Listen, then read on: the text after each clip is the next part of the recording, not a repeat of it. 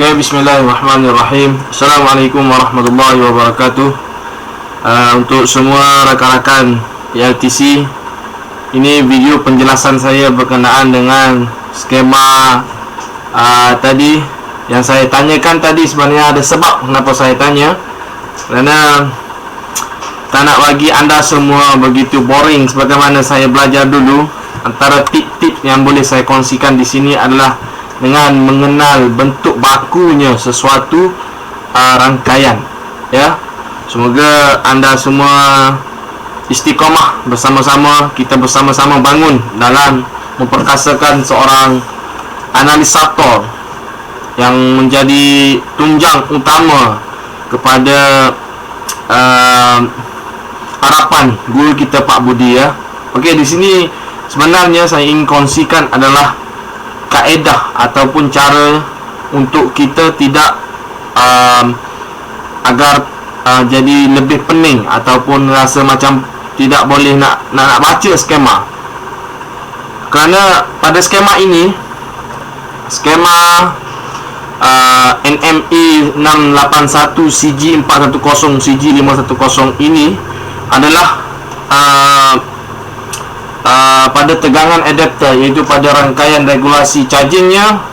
Sebenarnya dia adalah sama seperti yang lain-lain, hanya saja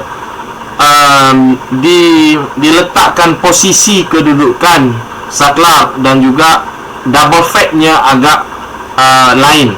Jadi kalau anda menghafal skema tanpa anda mengetahui bagaimana bentuk bakunya sesuatu rangkaian, anda akan tertukar pada sini. Okey, kita mula baca skema. Bermula dengan VIN di sini adalah tegangan adapter. Buktinya adalah di sini jack adapter, keluarnya VIN. VIN di sini adalah tegangan adapter yang masuk pada selalunya yang masuk pada 2 ataupun 1, yang kebanyakannya sekarang sudah guna 2 fat adapter 1 dan 2, iaitu PQ301 dan PQ302. Di sana adalah fat adapter. Betul kata Abang Azhari, fat adapter itu adalah fat adapter, dan melalui power resistensi PR301, maka keluarlah tegangan yang bernama B+. B+ di sini, walau datang macam mana sekalipun skema, tetap bentuk bakunya memang macam ni. Okey, daripada tegangan adapter melalui saklarnya fat adapter dan melalui power resistensi, ataupun kadang-kadang di sini dia menggunakan fuse. Tengok PL710. Tetapi fuse kan yang kita tahu lilitan dia tidak mempunyai kutub untuk laptop. Jadi antara kaki 1 dan 2 ini adalah sama. Maksudnya sama di sini adalah tegangan dan arus yang sama, iaitu juga adalah B+, ya, iaitu tegangan primer. Seperti video yang lepas yang telah saya kongsikan, mana anda nak tahu tegangan primer, kunci utamanya adalah bentuk bakunya adalah melepasi 2 ataupun 1 fat adapter dan melepasi power resistensi, maka keluarlah tegangan primer. Yang pertama. Yang kedua, kuncinya adalah anda searching, anda cari pada semua blok-blok power regulator input tegangan kerja, ya. Maksud saya input tegangan kerja adalah VCC-nya tegangan kerja. Dia input tegangan kerja kadang-kadang pada beberapa power regulator dia tidak sama dengan VCC. Kadang-kadang ada VCC, kadang-kadang tidak ada. Kerana input tegangan kerja pasti ada. Kuncinya adalah bagi tegangan primer B+ di sini, dia akan pergi ke semua penjuru power, blok-blok power regulator. Ini secara umum, ya. Ada juga yang model Toshiba yang dia menggunakan tegangan adapter, yang mana regulator yang selalunya kita jumpa pada fasanya S3, tetapi dia bertindak awal, iaitu dia hidup pada peringkat awal seperti saya lupa apa nama skema yang ada dekat live FB Pak Budi ketika si Tajul masuk kelas regular. Ada satu skema yang mana dia punya power regulator DC-DC masuk pada input kerjanya ialah masuk daripada tegangan adapter, hanya saja melalui satu lilitan. Okey, dia punya bukti adalah yang mana saya katakan outputnya power regulator tegangan primer masuk kepada semua blok power regulator adalah ini. Saya tunjukkan. Okey, di sini B+ kita tahu adalah tegangan primer. Okey, kita tengok DC-DC. Okey, ini DC-DC-nya dipecah dua. Satu 3 volt, satu 5 volt. Kita tengok 3 volt, okey. 3 volt, regulatornya PU200. Kita tengok dia punya input tegangan kerja adalah B+.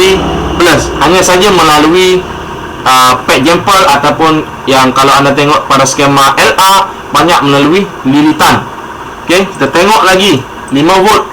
Okey, ini 5 volt punya DC-DC. Dia punya input tegangan kerja B+. Kita tengok lagi. Ini apa? Ini VRAM. Kita tengok dia punya VIN kaki 1. VIN. VIN di sini adalah voltase in, ya. Walaupun voltase in, tengok dia punya input B+. Okey. Ini 1.5 VS. VS suspend ini membawa maksud ini discharge kemungkinan besar. Ya, discharge. Kita tengok discharge, kecuali discharge. Discharge ni dia special, anda boleh kenal pasti mana itu discharge adalah terkadangnya ataupun kebanyakannya dia punya input tegangan kerja dia ambil daripada outputnya 3 volt, ya.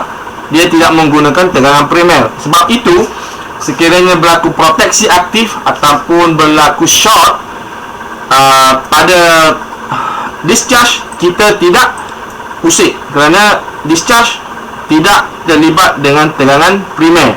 Lagipun kunci satu lagi mengenal pasti itu adalah regulatornya discharge adalah kebanyakannya dia adalah linear. Okey, di sini kita tidak kelihatan double fade, upper fade dan lower fade. Satu lagi kunci yang anda boleh pegang, anda kena semak sendiri. Data aktivasinya iaitu enable-nya sama seperti VRAM. Tengok suspi crash di sini. Okey, suspi crash juga masuk ke sini. Alright. Kita tengok lagi. Ini VTT.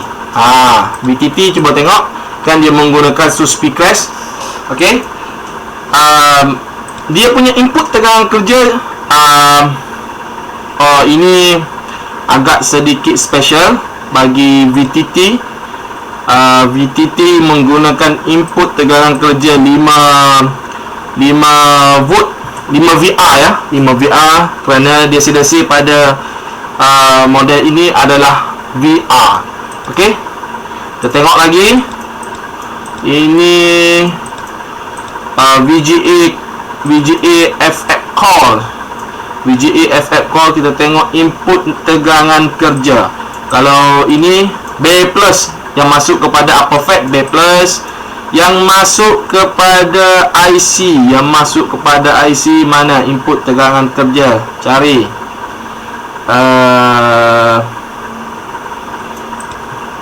Okey, ini VGA B+, mungkin VGA B+ ini di sini VGA B+. Kita cuba searching, tengok ke mana lagi dia pergi. Okey, kalau tengok macam tu tak perasan. Okey, ini. Okey, VGA B+ masuk melalui PR 9465 masuk ke 9457 masuk ke kaki IC dan di band powerkan oleh PC1314. Alhasilnya input puncanya adalah daripada B+, hanya melalui pad jumper. Pad jumper ini macam satu jumperan sajalah. Kalau anda putuskan, ni dia tak ada apa-apa kutub. Dia hanya tersambung. Dia tersambung secara mutlak. Okey. Itu salah satu kunci yang saya ingin kongsikan pada anda semua. Mengenai anda mengetahui di sini adalah tegangan primer. Alright.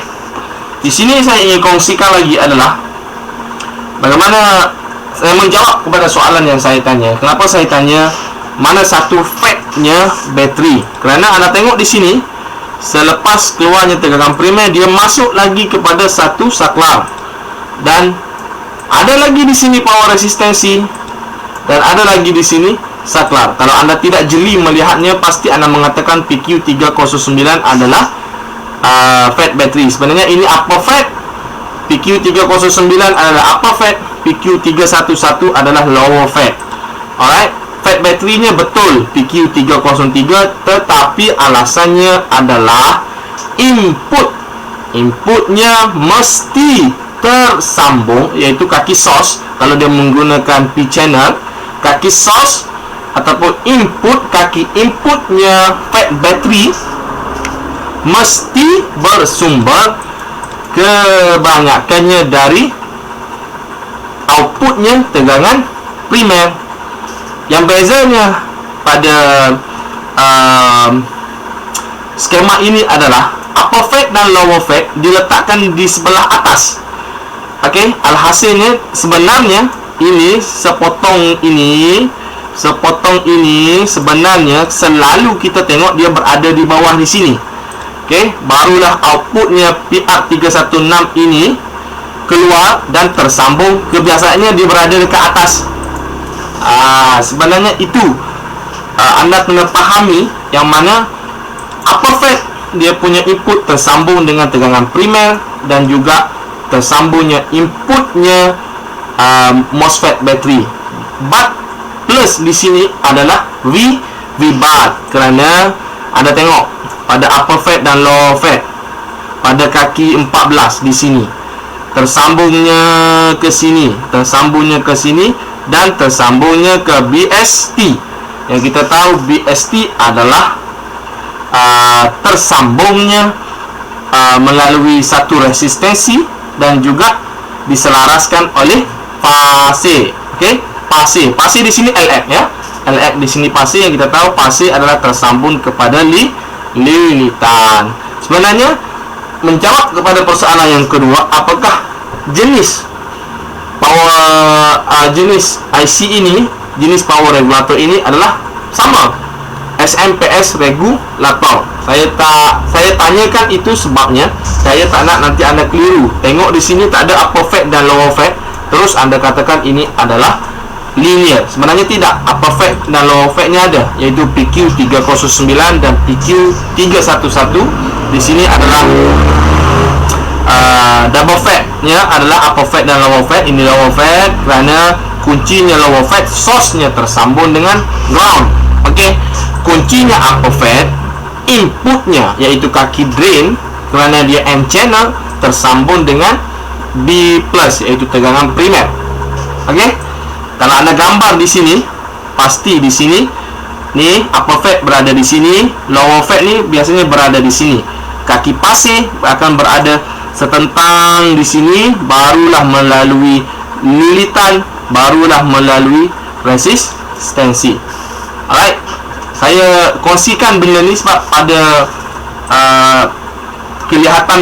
penglihatan saya yang pertama, saya tengok apakah ini linear.